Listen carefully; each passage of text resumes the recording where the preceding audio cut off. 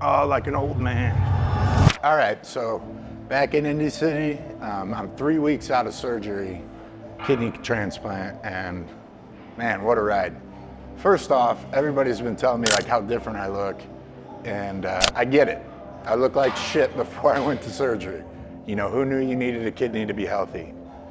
But I've lost 20 pounds and under 250 for the first time since I played football in college. So it's a little bit of a transition for me, but I love it. You know, like I don't want to be over 250 pounds ever again. I think competing, I'll probably be around 242, which is really lean at 6'3", but I rather prioritize my health and really just focus on getting strong and having a good time again. You know, like for the last 5 years, training hasn't even been fun for me. So looking forward to that, but we're still a long ways away from that. Like I'm 3 weeks out. I can't even start really doing a lot of walking or cardio until 6 weeks. And I'm not supposed to lift anything over 10 pounds until 6 weeks. So it's still just like going to the hospital every day or every other day, depending on like my blood work.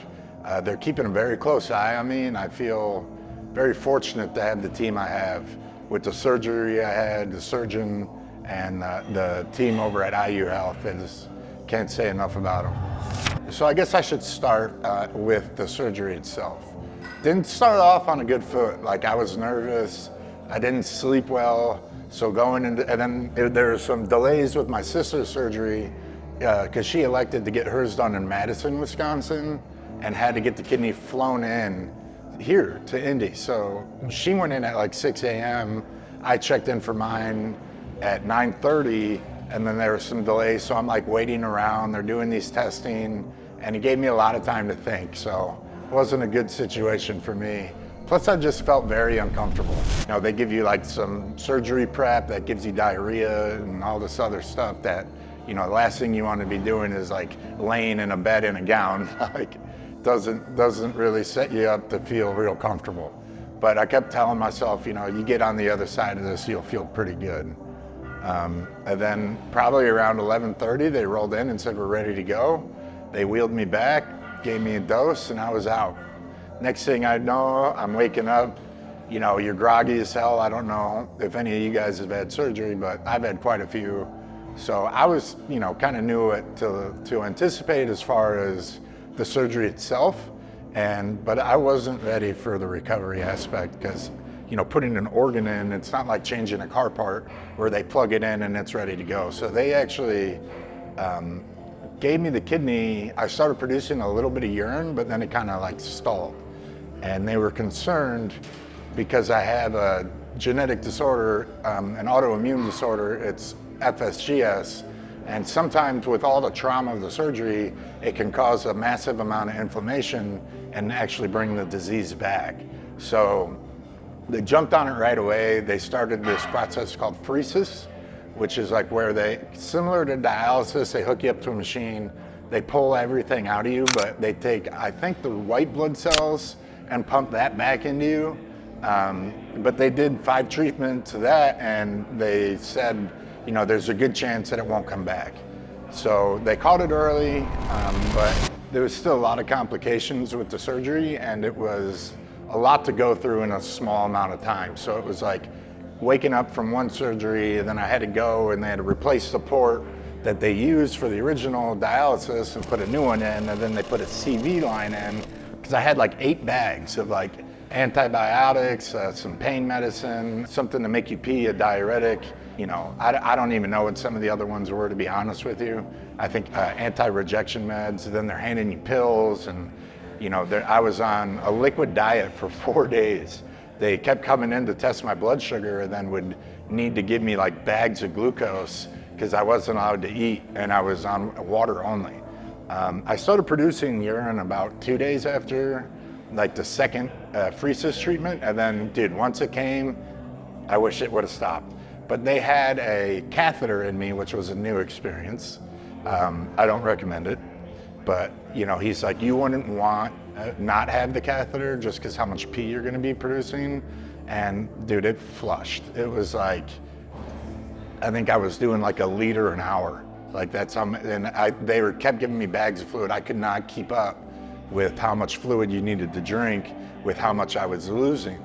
And then with that, like your phosphorus goes low, your potassium goes low, your sodium goes low. So they're watching all these things and pumping you full of these fluids. So I was in the hospital for a week. Overall, I felt pretty good right after surgery.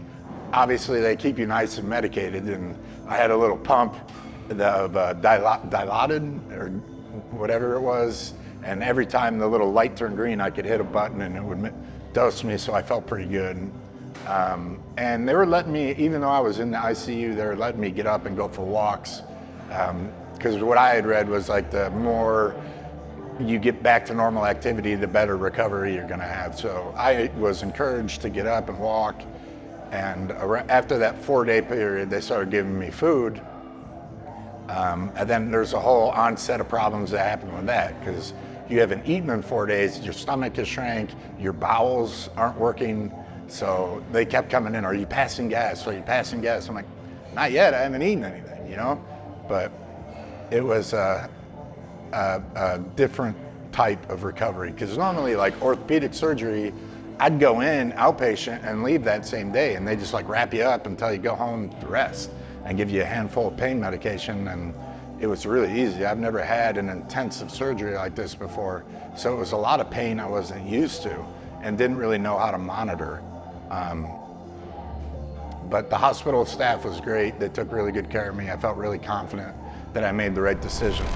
I got released after about a week, and then I go to outpatient, and that started every other day.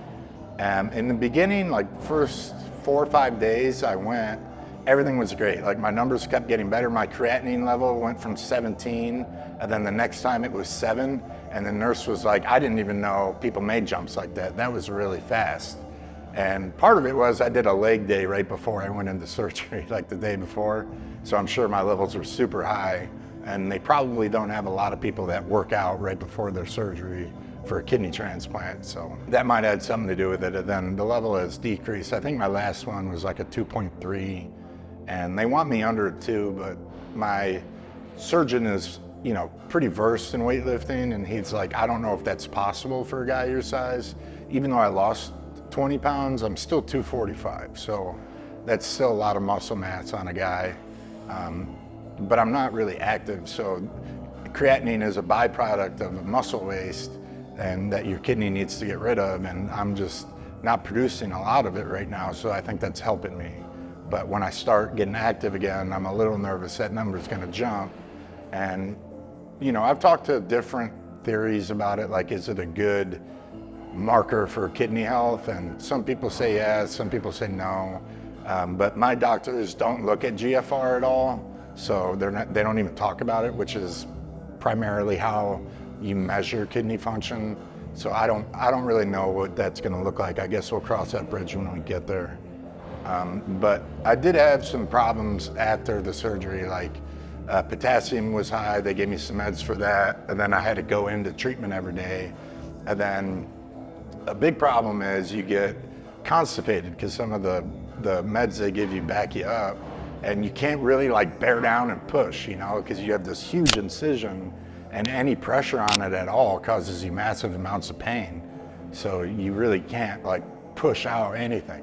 So it's either like you constipated or diarrhea. So it's like one uncomfortable or another. It's not really fun right now, but I'm hoping it'll get better over time. And now that I'm off of opioids, I think that it'll help. You know, some people are like, oh, I never take the meds. I never take the pain meds. I'm like, dude, abdominal surgery is a motherfucker. Like, you either take the meds or you're not sleeping. Like, you know, you decide. And I don't sleep very good anyway. So that hasn't really helped my recovery. You got to be at the hospital. We wake up at 6 a.m. and, you know, I've been trying to get myself into bed before 11, but, you know, some of the side effects of the medication is insomnia. So it's a lot of adjustments. My body went so long without the kidney, and now having it, you know, all it's doing is peeing. So I'm losing so much fluid every day. Dehydration's a big issue. The anti-rejection meds themselves cause a lot of issues because it's suppressing your natural immune system.